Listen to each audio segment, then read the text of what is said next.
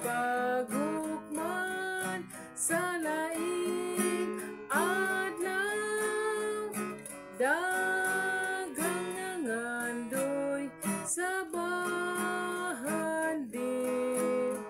Apan si Jesus ang akong gipili,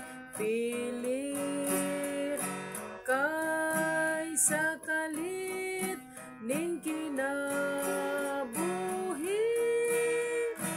Ang Ginoo magabawi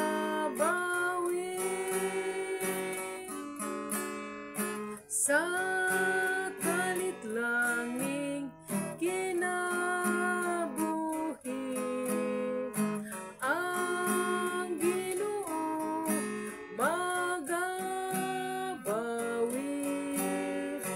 Butang yutanon tanan mahanaw, kay paghukman sa laing adlaw, daghang nangandoy sa bahandi. Apan si Jesus ang akong gipili, kaysa kalit ning kinabuhi. Ang Ginoo magabawi.